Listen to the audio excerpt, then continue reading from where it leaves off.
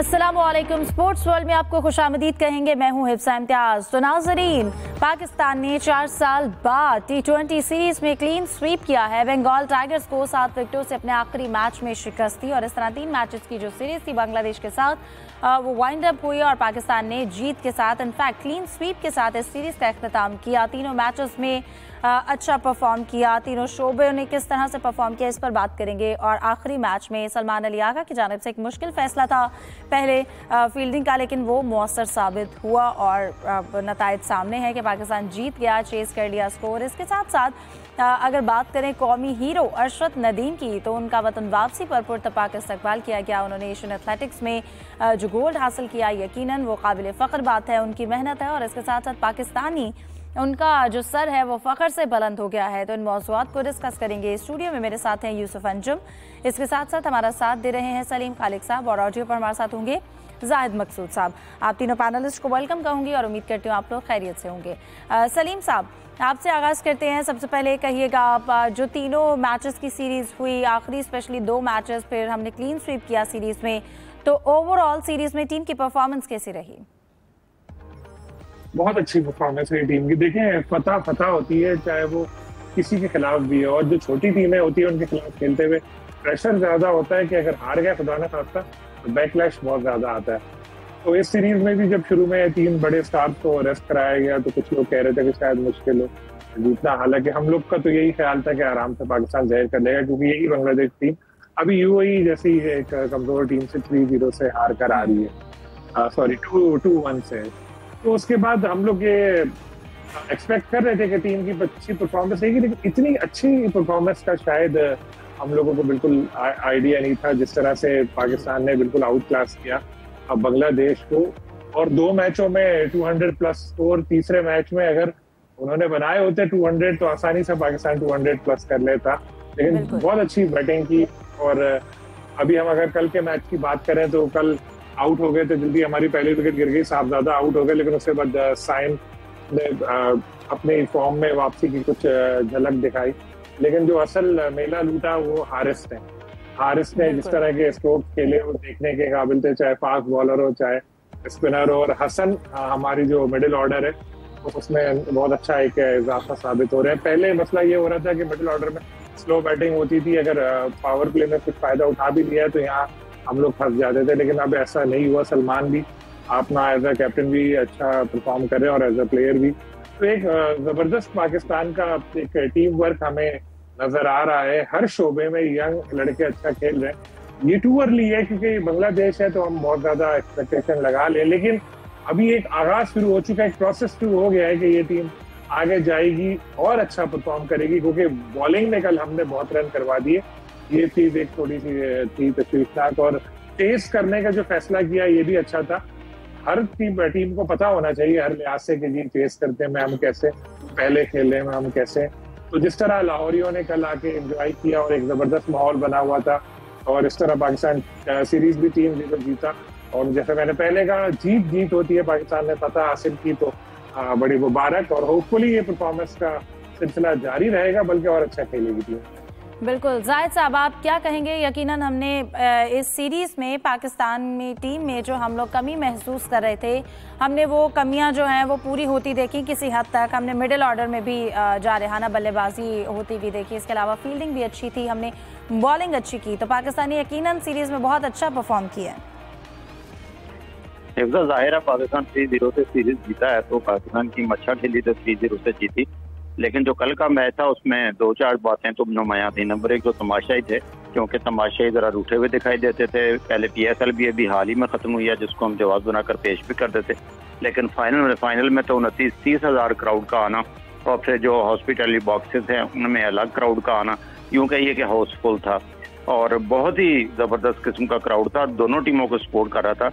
Pakistani team बहुत अच्छा खेली है, क्योंकि एक जैसा कि आपने खुद भी इंट्रो में कहा कि यहाँ पे पाकिस्तानी कप्तान ने थोड़ा रिस्क लिया, क्योंकि इब्तदाई 2 मैचों में भी टॉस जीता था, उन्होंने पहले बैटिंग की। यही मौका था कि अपनी चेज करते हुए भी अपनी बैटिंग को ट्राई कर लिया जाए, और ये रिस्क लिया उन्होंने। रिस्क ही कहना चाहिए, क्योंकि उन्होंने टॉस खुद जीता था और उन्होंने फैसला किया कि पाकिस्तानी टीम फील्डिंग करेगी और स्कोर ज्यादा बनवा दिया। लेकिन एक मौके पर जब 150 के करीब बांग्लादेश की टीम बना चुकी थी। ऐसा लगता था कि 200 प्लस या 220-25 तक ये टीम जाएगी, लेकिन पाकिस्तान ने बॉलिंग भी अच्छी की और फिर उनकी मुझे लगता है कि जैसे ना तजर्बाकारी भी आड़े आई बांग्लादेश की टीम की, क्योंकि इससे पहले बांग्लादेश की टीम में महमूदुल्लाह होते थे और फिर मुशफिकुर रहीम होते थे, बड़े तजर्बाकार थे, इनिंग्स को आगे लेकर चलते थे, बिल्ड करते थे। फिर शकीबुल हसन भी बाद में मौजूद थे।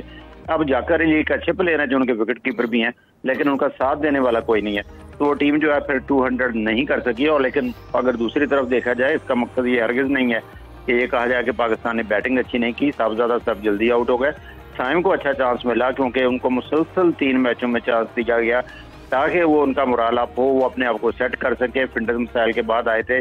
PSL में भी बहुत अच्छी नहीं थी उनकी परफॉर्मेंस, लेकिन अपनी इनिंग्स को लंबा भी कर सकते, 50 कंप्लीट करते, कैपिटलाइज करते। 3 चांस अच्छे मिले साहबजादा को। हारिस का जैसा कि हम बहुत पहले जिक्र करते हैं, हमारी इसी बात की गवाही जो है मोहम्मद हारिस ने खुद दे दी जब रमीज राजा ने एंड पर उनसे बात की और उन्हें कहा कि मैं जो उल्टी पुल्टी शाटें मलगाता था, आज मैंने फैसला किया था कि ऐसी कोई शाट नहीं खेलूंगा।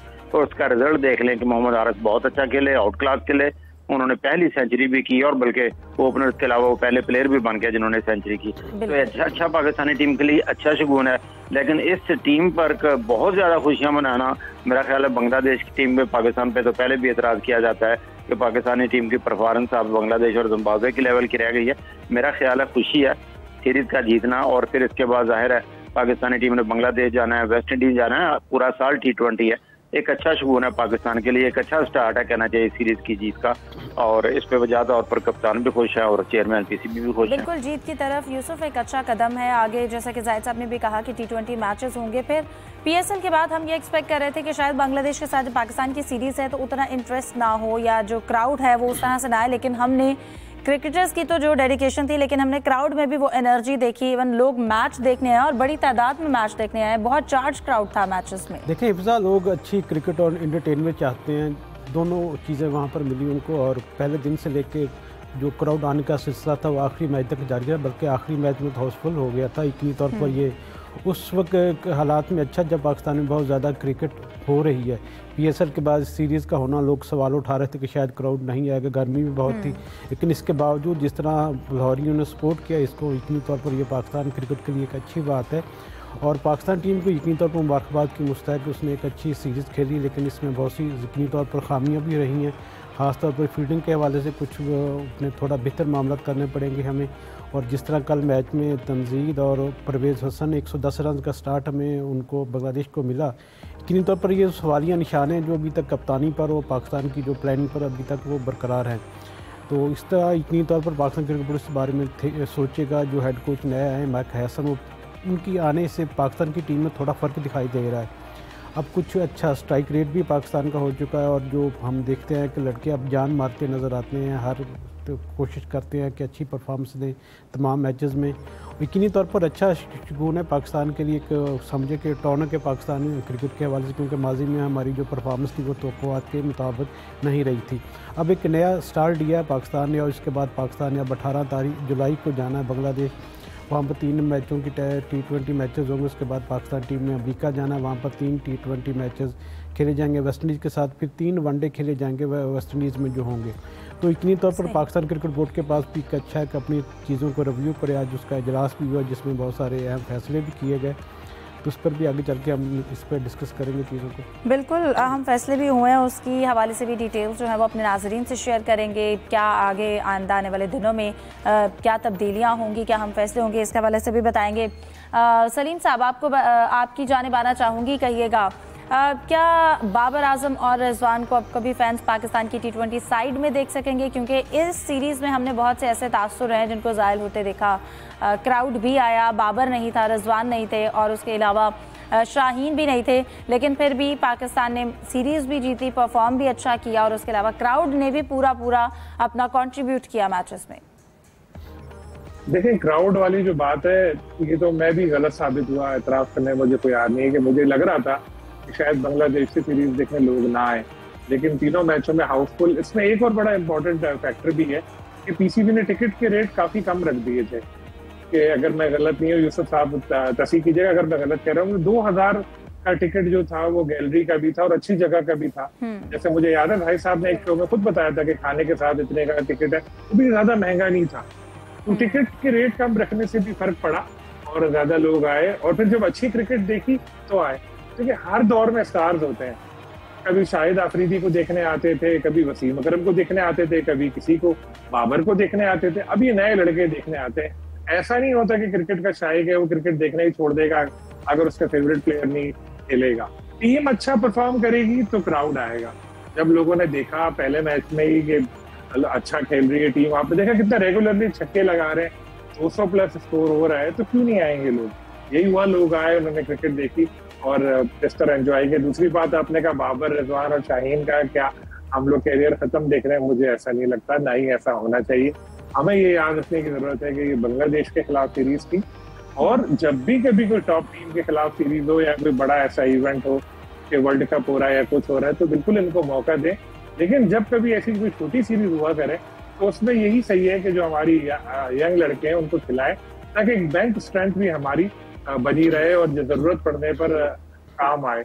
लेकिन ऐसा साबिक क्रिकेटर्स जैसे आपको याद होगा कामरान अकमल, बल्कि हम बात नहीं कर सके इस पे, कामरान अकमल के वालिद काफी नाराज हुए इनसे, बाबर आजम के वालिद जो है कामरान अकमल से, क्योंकि उन्होंने कहा था कि वाइट बॉल कैरियर इनका शायद खत्म हो गया, इनको अब रेड बॉल क्रिकेट ही बाबर को खेलना चाहिए। वो चचा भी हैं, चचा भतीजे की काफी सोशल मीडिया पे बहस भी हुई थी, यानी बहुत टची है आजकल ये इस मौजू पे, क्योंकि लोग अब ये बात करने लगे हैं कि जी बाबर और रिजवान जो है इनको व्हाइट बॉल छोड़ के सिर्फ रेड पे खेलना चाहिए।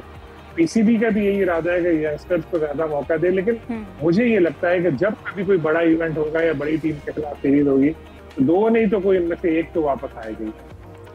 सही। जाहिद साहब, आप इस हवाले से क्या राय रखते हैं? इसके साथ साथ जब आइंदा एशिया कप है या वर्ल्ड कप है तो इसके लिए नए लड़कों पर कंप्लीटली इन्हिसार करना, डिपेंड करना ठीक होगा?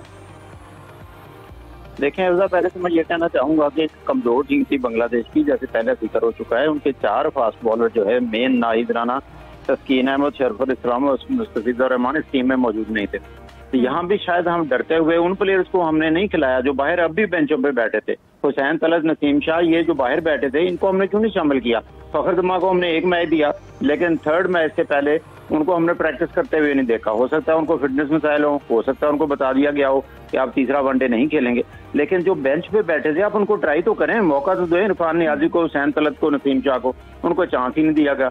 जहां तक रिजवान या बाबर और शाहीन का तल्लक है, मैं नहीं समझता जितनी वो क्रिकेट खेल चुके हैं, जितनी उनकी सर्विसेज हैं, एकदम हम ये फैसला कर लेंगे जी आप ये टीम में नहीं आ सकते।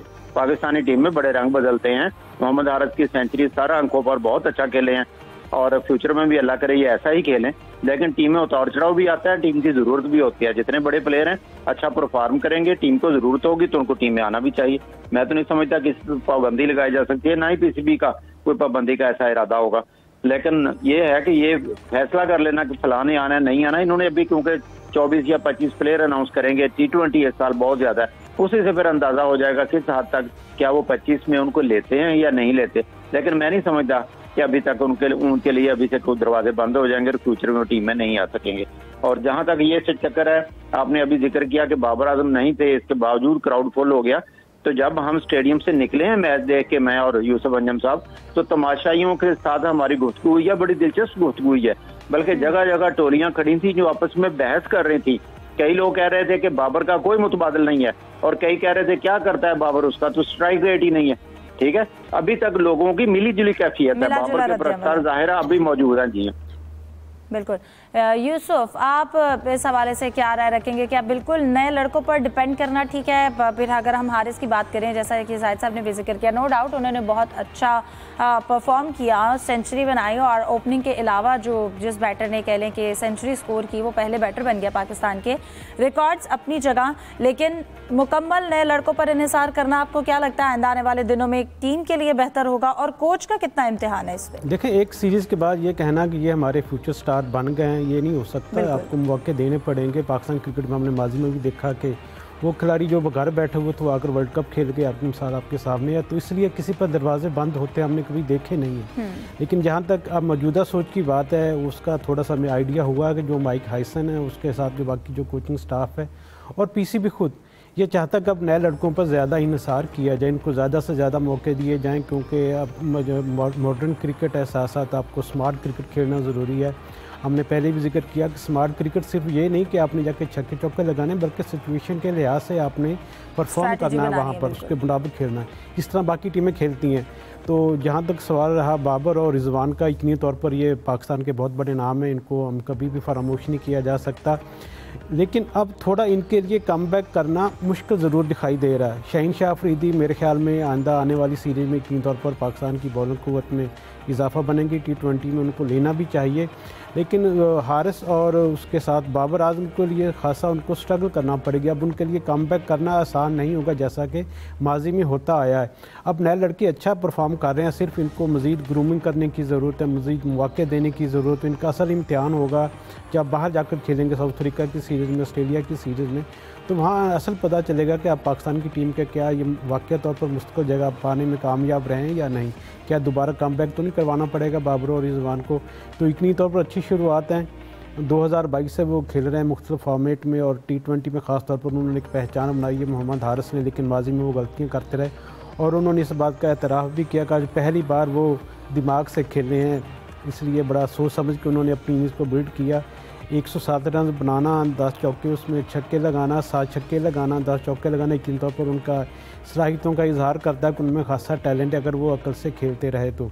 यकीनी तौर पर अच्छी बात है कि मोहम्मद हारिस की शक्ल में पाकिस्तान को एक अच्छा ओपनर, जो विकेट कीपर भी साथ है, बैटर है, वो मिल गया है पाकिस्तान को। लेकिन अभी से ये कहना कि किसी पर दरवाजे बंद हो गए, उनकी वापसी मुश्किल होगी, तो ये थोड़ा उनके लिए आसान नहीं होगा, पाकिस्तान के लिए भी और उन खिलाड़ियों के लिए। बिल्कुल। सलीम साहब, आपकी जानिब आऊँगी। जैसे कि हमने इंट्रो में भी जिक्र किया था, सलमान आगा के हवाले से उनका जो फैसला था आखिरी मैच के हवाले से फील्डिंग का, वो मुश्किल भी था, लेकिन हमने उसको मौसर साबित होते हुए भी देखा। पाकिस्तान ने वो मैच जीता। ये पिच को देखते हुए डिसाइड किया गया या बाय चांस डिसीजन लिया गया? फिर उसके अलावा हमने सलमान अली आगा की PSL की परफॉर्मेंस के बाद जब हमने उन्हें T20 में देखा है तो उन्होंने बहुत अच्छा परफॉर्म किया। फिर जो उन्होंने प्रेस कॉन्फ्रेंस में बाबर आजम को अनफॉलो करने के एक सवाल के ऊपर जो रद्द-ए-अमल दिया, आप उस हवाले से क्या राय रखते हैं? पहले तो जो आपने ये वाली बात पूछी कि अनफॉलो करने वाली, तो ये ना सोशल मीडिया पर बाबर आजम के बहुत ज्यादा फैंस हैं, और कुछ मेरे ख्याल है ऐसे कीबोर्ड वॉरियर्स भी हैं जिन्होंने उनको किंग और इस तरह का बना के लार्जर देन लाइफ पेश किया, जिसकी वजह से आज तक वो स्ट्रगल कर रहे हैं बहुत सारे मामलात में। तो उन्हीं लोगों ने जब बाबर बाहर हुए तो फिर इस तरह की इत्तलात खबरें फैलाई कि जी ये बाबर को इसने अनफॉलो कर दिया सलमान ने, और ये देखो बाबर इसको इतना सपोर्ट करता था, ये ऐसा था। तो कल मैं एक फुटेज देख रहा था कि उनसे पूछा गया है इस हवाले से, तो जो शायद मीडिया मैनेजर थे उन्होंने उनको रोका, तो सलमान ने कहा नहीं पूछने दो। तो सलमान ने उसका जवाब दिया, उन्होंने कहा कि जी मैं तो फॉलो ही नहीं करता था बाबर को, तो मैं अनफॉलो कहाँ से करूंगा। तो उन्होंने ये क्रिकेट पाकिस्तान को इंटरव्यू भी दिया था, उसमें भी इन्होंने ये बात बताई थी सलमान आगा ने कि बाबर उनके स्कूल के दिनों के साथी हैं, उस वक्त की उनकी दोस्ती है, स्कूल क्रिकेट उन लोगों ने साथ खेली है। तो वो उन्होंने कहा कि जब मैं और बाबर इस तरह की चीजें सोशल मीडिया पे देखते हैं तो हम हंसते हैं। तो ये इशू तो ये खत्म हुआ। बाकी आपने चेस करने वाली बात की, तो मेरा ख्याल है ये एक बाकायदा प्लानिंग के तहत हुआ, क्योंकि पहले बैटिंग करके तो हम लोग मैच जीत ही रहे थे, तो यकीनन कोच और कैप्टन की कोशिश होगी कि हम लोग देखें कि चेस करने में हम लोग कैसे हैं, और जब अगर आपको कोई बड़ा इवेंट जीतना है या बड़ी टीम बनना है तो आपको इस तरह नहीं होता कि हर दफा आप टॉस जीतेंगे तो पहले बैटिंग करके बड़ा स्कोर करके जीतते रहेंगे। उसके लिए जरूरी होगा कि चेस भी करें। गालिबन इसी सोच के साथ और किया गया था, और अच्छी चीज ये है कि बड़ी आसानी से पाकिस्तान ने हदफ अबूर किया और बिल्कुल अच्छे से अपना जो हदफ है उसे हासिल भी किया, और फिर क्लीन स्वीप भी किया बांग्लादेश के साथ सीरीज़ को। लेकिन फिर भी अभी भी कुछ ऐसी चीज़ें हैं जिन पर टीम को काम करना चाहिए, हमने डिस्कस किया। और क्योंकि आइंदा ये साल में ही ज़्यादातर पाकिस्तानी टीम के लिए T20 क्रिकेट है, तो यकीनन इस फॉर्मेट में बहुत काम करने की ज़रूरत है। डिस्कशन जारी रखेंगे एक ब्रेक के बाद हमारे साथ।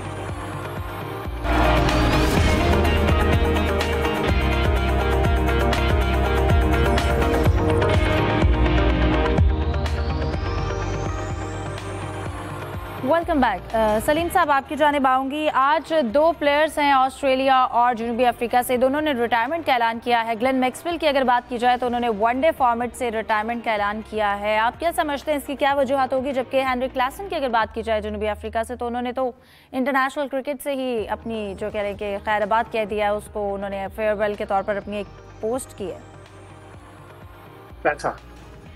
पैसा बहुत है लीग में, और जो क्रिकेट बोर्ड है वो एनओसी के लिए तंग करते रहते हैं प्लेयर्स को, और नेशनल ड्यूटी का भी एक दबाव होता है। रिटायर होने के बाद फिर एक आसानी होती है कि जी अब जहाँ खेलना है खेलो। एनओसी तो फिर भी शायद लेना पड़ता है, लेकिन मसले होते नहीं हैं। कम वक्त में ज्यादा पैसे मिलते हैं, तो इसलिए ये तो दो मिसालें अभी आई हैं। इससे पहले भी काफी सारे प्लेयर्स हैं, कोई फ्रीलांस बन रहा है, कोई कुछ हो रहा है, तो ये सिलसिला चलता रहेगा। और शुक्र है भी पाकिस्तान तक ये मामला नहीं पहुंचा, क्योंकि हमारे प्लेयर्स के पास थोड़े ऑप्शंस लीग के कम है। क्योंकि अब जैसे ज्यादातर जो लीग्स हैं बड़ी, उसमें इंडियन ओनर्स होते हैं, तो वहाँ पाकिस्तानी टीम प्लेयर जा नहीं पाते, और जहाँ जाते हैं वो इतने ज्यादा है नहीं, तो उधर तो फिर वैसे ही एनओसी वगैरह मिल ही जाता है। एक आध को कभी इशू होता है, लेकिन इतना नहीं होता। इन फ्यूचर शायद पाकिस्तान में भी हम ये रुझान देखें, फिलहाल तो नहीं है। लेकिन जो गैर मुल्की क्रिकेटर्स हैं यही है, कम से कम वक्त में ज्यादा पैसा कमाएं, तो इसलिए उनके लिए यही होता है कि चलो रिटायर हो और उसके बाद अपनी रुझान ज्यादा, आप ये कहना चाह रहे हैं। ठीक है जाहिद साहब, मैं आपकी जानिब आऊंगी। एक और खुशी जो पाकिस्तान को मिली इन दिनों में, बांग्लादेश के साथ सीरीज हमने जीती, लेकिन इसके साथ अगर दीगर खेलों की बात करें तो अरशद नदीम एक बार फिर से उन्होंने पाकिस्तान का जो सर है वो फख्र से बुलंद किया, और यकीनन उनकी मेहनत है। उन्होंने एशियन एथलेटिक्स में भी गोल्ड हासिल किया है, शानदार इस्तकबाल हुआ उनका वापस वतन पहुंचने पर। देखिए, अरशद नदीम का जो मेडल जीतना ना, ये सरासर जाहिर है एक हार्ड वर्क है, उनकी मेहनत है। और ख़ास तौर पे पेरिस ओलंपिक्स में जब वो उन्होंने जीता था, इसके बाद उन्होंने तवील उसका जो है इंतज़ार भी किया। यूँ कहना चाहिए कि यहाँ पे प्राइज़ वगैरह भी उनको मिलते रहे, काफ़ी उन्होंने सुकून लिया। फिर उन्होंने प्रैक्टिस शुरू किया। अब वो कोरिया में गए थे, वो जहाँ पे एशियन एथलेटिक चैंपियनशिप में एक दफ़ा फिर गोल्ड लिया। वो उतनी थ्रो तो नहीं कर सके जितनी पेरिस ओलंपिक्स में थी, लेकिन मैं समझता हूँ कि जो लोग टीम गेम्स की तरफ आते हैं उनके लिए बहुत बड़ा पैगाम है कि जब आप इंडिविजुअल गेम के पास आते हैं, आप में पोटेंशियल हो तो कोई आपका रास्ता नहीं रोक सकता। टीम गेम्स में बदकिस्मती से जैसा हम है ऐसा ही बांग्लादेश है, यहाँ पे बहुत सी सिफारिशें चाहिए, जो बहुत से लोग रोड़े अटकाते हैं। जब आप इंडिविजुअल गेम में आते हैं तो अच्छा कोच मिल जाए, जैसा कि अरशद नदीम को उनके मियाँ चन्नू में मैं तो अक्सर रशीद अहमद साकी को क्रेडिट देता हूँ, जिन्होंने इसके अंदर भांपा था। उस वक्त ये क्रिकेटर बनना चाहते थे, बैडमिंटन भी खेलते थे और एथलेटिक्स के मुख्तलिफ इवेंट्स में हिस्सा लेते थे। वो जेवलिन थ्रो की तरफ उन्होंने इनको लगाया।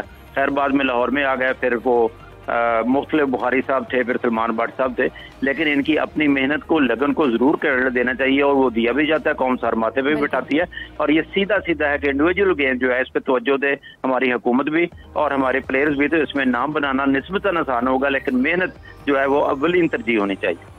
बिल्कुल, तमाम खेलों को तवज्जो दी जाने की ज़रूरत है, और यकीनन अगर उन्हें तवज्जो दी जाएगी तो पाकिस्तान के लिए इस तरह के मेडल्स जो हैं वो आने का सिलसिला जारी रहेगा। यूसुफ, आपसे जब बात हुई, आपने जिक्र भी किया, आज मीटिंग भी हुई मौसम नकवी के साथ, एक इजलास हुआ और उसमें हम फैसले किए गए। फिर डोमेस्टिक क्रिकेट के हवाले से बात हुई कि जो तमाम इंटरनेशनल क्रिकेट हैं वो डोमेस्टिक टूर्नामेंट भी ज़रूर खेलेंगे। तो क्या मज़ीद फैसले हुए आज के इजलास में? देखें हिफ्ज़ा, ज़ाहरा पाकिस्तान क्रिकेट को आगे बढ़ना, उसके लिए मज़ीद अच्छे फैसले करने की ज़रूरत है। माइक हैसन का इंतखाब किया गया वाइट बॉल कोच के तौर पर। अब पाकिस्तान क्रिकेट टीम के रेड बॉल कोच की तलाश भी करनी, उसके साथ सेंट्रल कॉन्ट्रैक्ट बड़ा इशू है पाकिस्तान का, वो जून में देने हैं पाकिस्तान क्रिकेट बोर्ड ने, और उसमें बहुत सी तब्दीलियाँ भी मुतवक्को हैं। इसके साथ साथ हमारी जो शाहीन टीम है उसके लिए अभी तक कोई टूर प्लान नहीं किए गए, ज़्यादातर उसको मज़ीद फोकस करने के लिए ज़रूरत होगी, और इस पर आज ये सारा दिन मामला चलते रहे। और पीसीबी चेयरमैन ने एक बात वाज़ेह की कि जो इंटरनेशनल क्रिकेटर्स हैं उनको डोमेस्टिक क्रिकेट भी लाजमी खेलनी चाहिए। जब वो डोमेस्टिक क्रिकेट में खेलेंगे तो जो दूसरे हमारे खिलाड़ी होंगे, यंगस्टर, उनको सीखने का मौका मिलेगा। तो यकीनन अब कुछ जो माजी में गलतियां की थी, यकीन तो उनसे सीखने की ज़रूरत है। पहले हमने मेंटोर्स भी लाए थे, चैम्पियंस कप भी हुए, लेकिन वो जो उनसे तवक्कुआत थी वो पूरी नहीं हो पाई पाकिस्तान क्रिकेट बोर्ड की। अब नई सोच के साथ आगे बढ़ना होगा, नए फैसलों को इम्प्लीमेंट करने की ज़रूरत है। पाकिस्तान में बहुत ज़्यादा टैलेंट है, सिर्फ अच्छी एक रहनुमाई के साथ साथ अगर उसको तसलसल फैसलों में रखा जाए, यकीनी तौर पर इसके जो सम्राट है वो काफ़ी पाकिस्तान के लिए बेहतर हो सकते हैं। चीज़ें जो हैं वो बेहतरी की जानिब जाएंगी।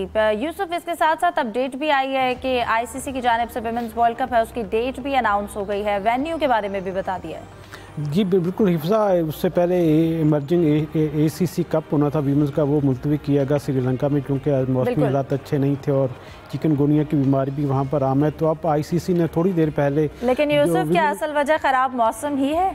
बिल्कुल ख़राब मौसम ही हो सकती है, इनकी तो थोड़ा इसका असर भी होगा क्योंकि BCCI अभी नहीं यहाँ पर दोबारा से हम BCCI के अस्तर रसूख को देख रहे हैं। हाँ जी बिल्कुल ऐसा कुछ दिखाई दे रहा है क्योंकि श्रीलंकन क्रिकेट बोर्ड्स में जितने भी बोर्ड्स ममालिक हैं वो ज़ेर असर ज़रूर हैं भारतीय क्रिकेट बोर्ड के, लेकिन आज चूँकि एक और अच्छा फैसला भी है कि भारतीय बोर्ड और ICC ने मिलकर एक मुशावरत के बाद एक अनाउंस किया है विमेंस वर्ल्ड कप का जो डेट्स अनाउंस की गई हैं, उसके वेन्यूज़ अनाउंस किए गए, जिसमें 4 वेन्यूज़ पर होंगे। इंडिया में जो मैचेस खेली जाएंगे विमेंस वर्ल्ड कप की जो 30 सितंबर से 2 नवंबर तक खेला जाएगा, और उसमें एक जो वेन्यू ऐड किया गया वो गुवाहाटी वो कोलंबो है श्रीलंकन का, और यहाँ पर होपफुली जो पाकिस्तान के अपने तमाम मैचेस हैं वहीं पर पाकिस्तान अपना क्रिकेट बोर्ड की टीम वहीं पर भेजेगा, वहीं पर खेलेगा और पाकिस्तान टीम को इंडिया में नहीं जाना पड़ेगा। ये इन तौर पर पाकिस्तान के PCB के हवाले से कामयाबी कही जा सकती है कि पाकिस्तान ने अपनी बात बिलाकर बनवा ली है और इस पर अमल भी। जाहिद साहब, आपको क्या लगता है जो ACC women's emerging Asia cup है ये जो मुलतवी हुआ, आपको लगता है कि ये अस्तर रसूख है BCCI का या वाकई में ख़राब मौसम जो वजह बताई गई है?